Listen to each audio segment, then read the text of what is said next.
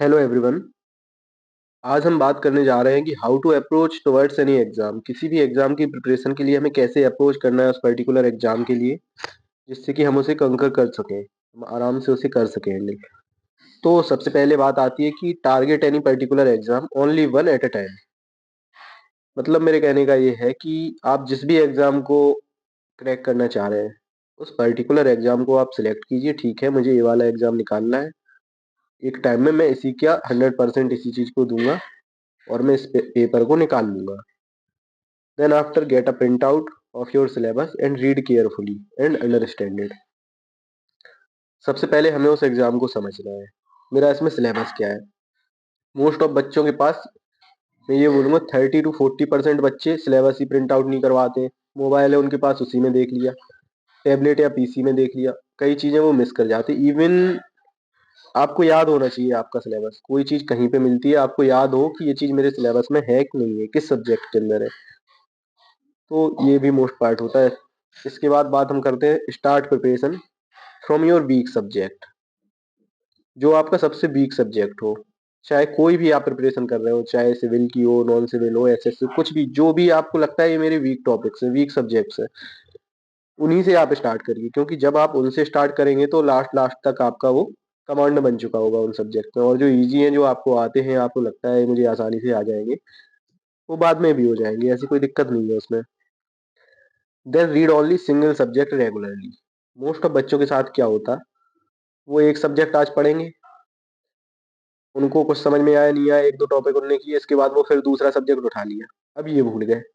फिर ये कुछ देखा, एक चैप्टर इसका देखा, बाकी इसका छोड़ा, तीसरा सब्जेक्ट देख लिया, फिर उसका छोड़ा, फिर फर्स्ट पे आ गए, फिर फर्स्ट पे जंप कर गए, फिर समझ में आया यार पहला पढ़ाया था वो भी भूल गए, जो भी पढ़ा था, फिर चलो दूसरे पे, अरे इसका भी भूल। तो मोस्ट ऑफ बच्चे यही में फंसे रहते, इस पे जाएंगे, इस पे जाएंगे, इस पे आएंगे, यहीं यहीं उलझे रहते। इसलिए नहीं, पहले एक सब्जेक्ट उठाया, कवर किया, फिर उसको दोबारा से रीड किया, देन दूसरे सब्जेक्ट पे हमें जाना है। ऐसे हमें अप्रोच करना है, ठीक।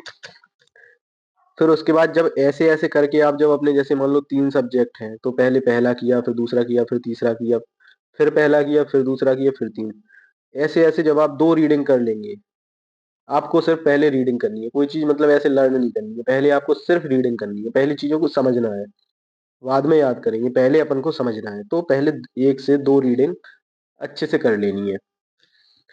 फिर जब एग्जाम के 6 से 8 मंथ बचेंगे, तब हमें करंट अफेयर्स डेली का देखना स्टार्ट कर देना है। जैसे कोई न्यूज़पेपर पढ़ रहे हैं, कुछ पढ़ रहे हैं, तो उसको पढ़ते रहो, देखते रहो, समझते रहो, इन चीज़ों को स्टार्ट कर दो। क्योंकि एग्जाम में, हर एग्जाम में करंट अफेयर्स आना निश्चित है। अगर आप लास्ट टाइम पे करेंगे तो शायद इतना डीप में नहीं कर पाएंगे, या कुछ चीज़ें, क्योंकि करंट तो ऐसा होता है, पूछने को कुछ भी पूछ ले, नहीं पूछना है तो कुछ भी ना पूछे। इसलिए इसको डेली न्यूज़पेपर ही पढ़ना स्टार्ट कर दो, मैं तो ये बोलूंगा। ठीक है, 6 से 8 महीने पहले से एग्जाम के ये पढ़ाई स्टार्ट कर दो। फिर इसके बाद जब 2 रीडिंग आपकी हो जाए, आफ्टर सेकेंड रीडिंग, अब आप नोट्स बनाना स्टार्ट करो। क्योंकि आप थर्ड टाइम भी तो पढ़ेंगे, पढ़ना छोड़ थोड़ी देंगे उस सब्जेक्ट को। आप उसके नोट्स में क्या बनाएंगे, फैक्ट बनाएंगे। जो फैक्ट आपको याद नहीं हो रहा, आपको आ नहीं रहा, जितने आ गए हैं वो तो बुक में लिखे ही हुए हैं, जो आपको चीजें नहीं आ रही हैं उनके आप नोट्स बना लिए सब्जेक्ट वाइज। पहले एक सब्जेक्ट के बनाएंगे, फिर दूसरे सब्जेक्ट के बनाएंगे, फिर तीसरे सब्जेक्ट के बनाएंगे, ऐसे ऐसे करके आप नोट्स बना लेंगे उनके, उनको आप फिर लर्न करेंगे साथ में। सेकंड से फिर आपकी थर्ड रीडिंग और फोर्थ रीडिंग तक हो जाएगी, फिर आपको रीडिंग करने में इतना ज्यादा टाइम लगेगा नहीं, क्योंकि चीजें ऑलरेडी माइंड में चल रही होंगी आपकी। देन आफ्टर आप स्टार्ट करो अटेम्प्ट करना अपने पीवाई क्यूज, जो कि बहुत इंपॉर्टेंट रोल प्ले करते हैं।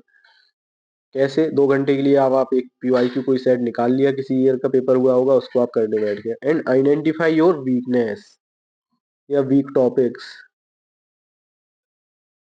जो आपके वीक हो रहे हैं, जिनके क्वेश्चंस आप कर नहीं पा रहे हैं, उस क्वेश्चन को हर एंगल से करना है, 360 डिग्री आप देखो कैसे पूछ सकता है इसको। जब आप ऐसे ऐसे करोगे ना, तो हर तरह से आपके क्वेश्चन में कमांड बन चुकी होगी। फिर उसको revise everything whichever you complete and never try to learn extra things except your syllabus। Syllabus के आगे तो जाना ही नहीं है, क्योंकि बहुत से लोग क्या करते हैं, सिलेबस के बाहर की चीजें पढ़ते रहते हैं, उनमें उनका टाइम वेस्ट हो जाएगा।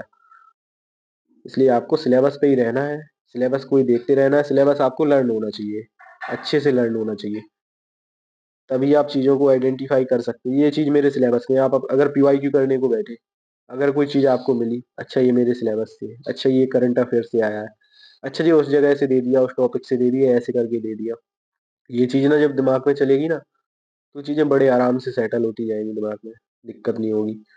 और इसको ऐसे ही लर्न करते रहो, रिवाइज़ करो, कॉन्कर करो इस चीज़ को और आप अपनी नौकरी पा लो। अब हम कुछ बात और करेंगे साथ में कि हमें एग्ज़ाम के 15 दिन पहले सबसे ज़्यादा समस्या आती है एग्ज़ाम के 15 से 30 दिन पहले। और इसी टाइम में हमारा सिलेक्शन डिपेंड होता है कि लास्ट के 15 से 30 दिन में आपने पढ़ाई करी या नहीं करी है। तो कभी आप नई चीज़ों को सीखने का ट्राई ना करें लास्ट के 15 से 30 दिन में।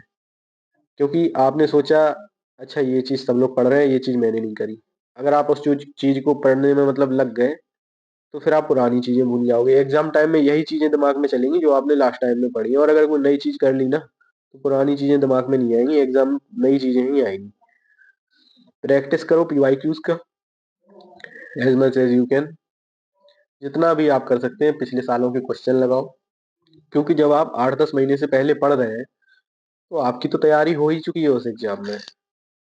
ठीक, एग्ज़ाम के पहले 1 दिन पहले या 2 दिन पहले पढ़ाई छोड़ दो, मत पढ़ो भाई, टेंशन फ्री रहो और किसी से लेकिन बात मत करो। किसी से तुम बात करोगे, कोई तुमसे कोई क्वेश्चन पूछेगा, तुम्हारा दिमाग उसमें जाएगा, अगर तुम्हें नहीं आता हुआ तुम टेंशन में आ जाओगे और अगर ये आए तो एग्ज़ाम प्रेशर आपके ऊपर बन जाएगा। एग्ज़ाम प्रेशर को हैंडल करने का सबसे बढ़िया तरीका है 1 दिन पहले पढ़ाई बंद कर दो।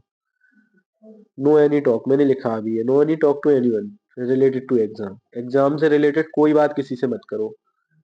क्योंकि इसमें आप सिर्फ कन्फ्यूज़ होंगे और कुछ हल नहीं निकलेगा, कोई सॉल्व नहीं निकलेगा। यदि आपने पढ़ाई करी है पहले तो, नहीं करी है तो लोग लास्ट में ही पढ़ते हैं 1-2 दिन में, उनका तो टाइम ही वही है।